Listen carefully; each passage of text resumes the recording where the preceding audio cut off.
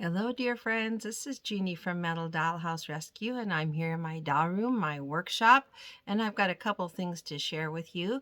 First of all, I want to tell you what I did over the weekend. I know you guys are usually busy with your friends and family and activities too.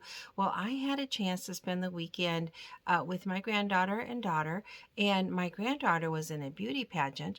And guess what? I'm so excited and proud to tell you that she won. She is the new National American Miss Iowa. And so I'm going to put a picture of her in here so you can see how pretty she is. I just want you to know I'm very, very proud of her. So I thought I'd start with that. Next, I'm going to talk about doll houses. I had somebody recently ask me if I had a Marxie house or a Marxie Mansion available for sale. This person wanted one with a staircase in it. And I do have one of those houses. It really was not available for sale. But, it prompted me to get it out and look at it and see what it might need, either for my own collection or if I did want to sell it if somebody else wanted it. So I got it out and I found out that it needs to have a little work done to it, nothing major, but I'm going to go ahead and work on that house. So we're going to do part one. This is part one of the Marxie Mansion or the Marxie House update. Let's take a look and see what needs to be done. Number one. This Marxie Mansion or Marxie House has got two issues that I'm going to address today. First of all, this house is in pretty good condition, but there are a couple of things on the roof that I want to work on. Number one, there are some sticky spots up here where somebody had tape at one time, and there's several of them, so I'm going to clean this off and see if I can find those areas. Judging with my fingers, it feels like there's a little bit maybe over in here, a little adhesive, and a little bit up here. And you might recall if you saw my video where I worked on the Marx Babyland Nursery, I had a new technique I used on sticky spots, look like tape adhesive. I'm going to try that on here and see how that works. So you can follow along and see how that works. But number two, there was also a sticky spot right here. And in my great effort to take that off, I actually removed that paint. So I'm going to touch up that paint. Hopefully that'll be all I have to touch up. Hopefully I won't remove this paint. But I always kind of try to warn you guys when you're cleaning these houses, don't get a lot of liquid on them of any type, because that's actually what can happen. You can remove those lithographs accidentally, and that is what I've done up there. Because this was sticky, I used several different kinds of cleaners, one of them being, I think, Goof Off, and it actually took that paint off in that spot. It did take the adhesive off, but it also removed the paint. So we're going to repair that. Hopefully I won't lose any more paint when I take this off. So let's see how that goes. I have this tipped forward now, blocked up on this little piece of wood so that we can look at this troubled area. And now I can see better. Here's my adhesive, and here's where I accidentally moved the paint. I'm just going to do a quick cleaning first of all so I can see if there's any other adhesive areas. Just cleaning this area using minimal liquid because you remember I've learned my lesson up here. Don't put too much liquid or you'll take your lithographs right off. So I'm going to start with rubbing alcohol, which is what I usually start with. And I've got rubbing alcohol in this bottle. Spray it right on my paper towel and go over it quickly. Now I can already tell you, when I used that liquid up here before, I think I used Goof Off to get that adhesive off. It bubbled that paint a little bit. So I am pretty sure as I clean this, I'm going to lose a little more paint because I've already bubbled it up there. So the reason I'm showing you this is so you can learn from my mistake. And I want you to know when I tell you be careful about doing something, well, that probably means I've done it wrong. Now, I think I did try alcohol on this to start with, and it would not take that adhesive off. So we're going to try our other method that I used on the Babyland Nursery, and I'll show you that again.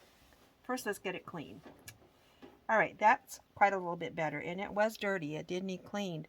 I'm going to go over this quickly now with a cleaner to make sure it's nice and clean. Here's the cleaner I'm going to use. I usually use either this Spray 9, which my husband recommended to me and actually bought this for me, or I use Awesome Cleaner from the Dollar Tree, and as far as I'm concerned, I think they work equally well. But I'm going to use this because he gave me that nice big bottle, so I'm going to use it up. Otherwise, like I said, Dollar Tree Awesome Cleaner works very well. Spray it on my paper towel. I just turned my paper towel over to use the other side of that where I already used it. And I'm going to go over it quickly with this cleaner just to make sure that this is kind of, pretty clean before I start working on it. And then I'm going to show you that technique again that I used. Ultimately, we'll try to get that adhesive off, and then we're going to go back. There, I lost a little bit of paint, I think. Then we're going to touch up that paint wherever there's a little paint losses. Wow, it's still got a little dirt off. The other thing I might do sometimes I do is go over it with those Armor All wipes, car wipes, which I don't think I have handy. I think I took those downstairs and used them. And then ultimately, when everything's done, I like to put a coat of wax on it of some sort. But we're quite a ways away from doing that on this house. Okay, I think it's pretty clean. Let's see if we can get some of that adhesive off. All right, I call this the Jeannie Lester patented method of removing adhesive from your dollhouses.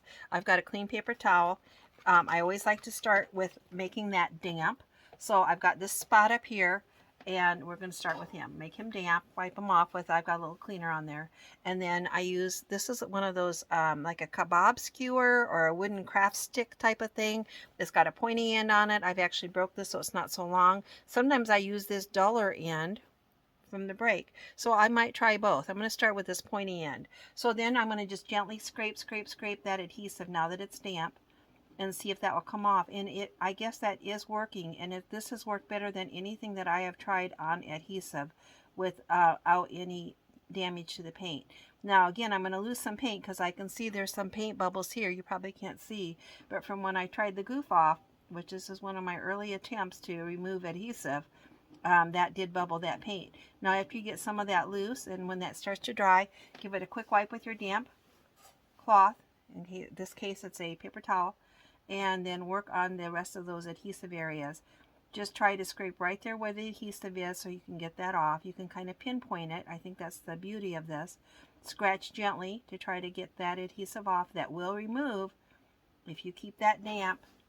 And again, I'm losing a little paint on account of because I used goof off on here. Well, learn from my mistakes, dear friends. And I'm going to repeat until I get all the adhesive off that I can. After I do that area, you probably can't see, but there's some down here. And again, there's a little bit of paint gone right there because of my previous attempt. So I'm going to try to get the rest of that off. So I'm just going to let you watch while I work on this. And then we'll come back.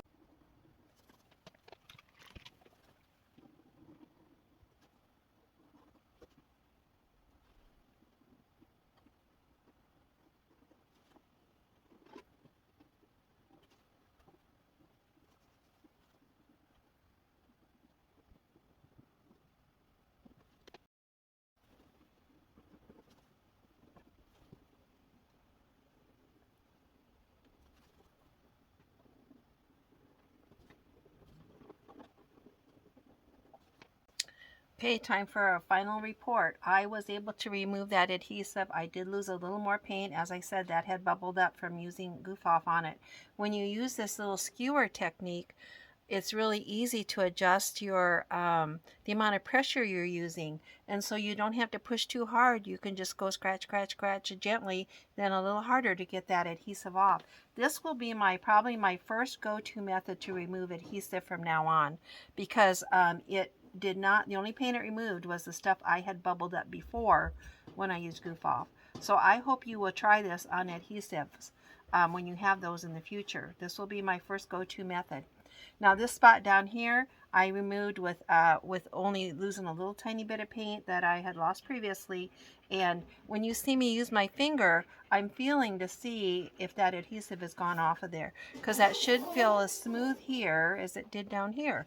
And now it does. It feels very, very smooth. So my next step is I'm going to touch up this paint. I've left just a little bit of bubbling up here. I'm just hesitant to take all that paint off, because I think when that dries, that will be, you know, down pretty tight again. But I'm going to mix up some gray paint and touch this up. Now I'm going to probably fill it in with light gray, and then I'll come back either with my brush or maybe a marker and like draw these marks on here. Another option would be is to take a picture of this, like this section here, and then print that and then cut it and put it up here to fill those shingles in. That's another option, but I'm going to try paint first and see how it looks. Okay, I'm set up here ready to paint, and I've got my white paint and my black paint. And as you recall, if there's not already a dot on top that tells me what color, I paint a dot on there. So when I have these down in a box, or if I'm having a shelf or something, I can see what color paint it is easily by the lid. So I got my black and white. Now I may need a little blue, and my blue I took downstairs for another project. So I'm going to try and see if black and white will mix this up. If not, I'll run down and get it. Here's my palette, and if you see me paint before, you know I'll start with a dot of the colors I think I need, and then I'll pull this to the side. My palette's got a lot of paint, so see if we can find a clean spot. Put a teensy bit of black in there and see if we can get this color mixed up to match the roof. Or do I have to run and get my blue? We'll see. Let's give this a try. I've done a pretty good job. Not my first rodeo, friends. Here's this spot right here that you might not be able to see, but there's a little spot of gray missing there, so I'm going to fill that in first. It looks like a pretty good match. Now remember, since these are shingles, they're kind of light and dark anyway, so that's okay if it's a little light and a little dark. That's the way it was originally painted. The other thing is this will dry a teensy bit darker than when I put it on. So if it comes out just a little bit light, I'm not concerned, and I can go back and blend that in, touch it up with another thin coat, and sometimes I'll tap it with my finger. All right, that spot was easy. Let's try one of these spots up here that's a little bit bigger. There's one right here, and this paint was just recently came off because when I recently had damaged it. So let's just fill that in a little bit. Wow, that's looking good. You probably cannot tell. There's a little spot here that's gone. Remember, it's going to dry a little bit darker, so I'm not too concerned if it's a little bit light. Just kind of tapping it in. And then sometimes I go back with my finger, remember, and kind of smudge it and blend it just a little bit with it, blend it into the neighbor. And if that's a little bit light, I'll let it dry before I decide for sure, but I can come back and do another coat. Let's see if we can get this bigger spot done. This one's going to be a little more challenging because it's a bigger spot. And then we're going to have to go back and kind of draw those lines in somehow too. It's looking pretty good color match wise. There's still a little bubbling up here. You probably can't tell, but that's a little bit rough because of that goof off I used on there. Be very, very careful with goof off or any liquids that you use. Wow, but it's looking good. Really so much better than it did. Sometimes I feel like Bob Ross. Maybe we'll put a happy little tree right here up on this roof. We'll paint a happy little tree right there. Now we're just going to paint a happy little roof. Make our dollhouse happy. Wow, that's looking really, really good. So again, it might need a little bit. We'll let it dry. See if it needs a little bit of lighter or darker. And then ultimately I'm going to have to figure out how I'm going to get those lines back on there where I've lost my lines. Right along here there should be a line. And there, I don't know if marker will be too dark. I feel like it will be. So will I just mix up a little bit of darker paint? Maybe get a darker paintbrush. I don't know, you've seen me use that technique where I'll lay tape down and use that to paint a skinny line. I don't know what we're going to do. We're going to try a couple of things and figure out what works best. Now, as I expected, that dried a little bit darker than I thought it would. So I just went to my palette and just blended right here where I've got this gray. I just drug a little bit more white into there, and I put another thin coat on top of what I had. I'll turn that so you don't see the reflection there. So I put another thin coat on top of what I'd already painted of this lighter gray and put it up here. And so now in real life that color blends in very, very well.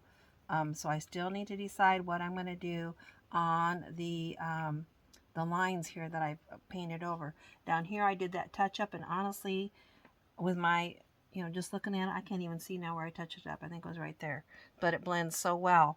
And then down here I had a little red dot. I don't know if it was paint or what from somebody else, not when I was in my care, but I'm going to just touch that little red dot up. So this roof will I always try to make it look as good as I can while I'm here.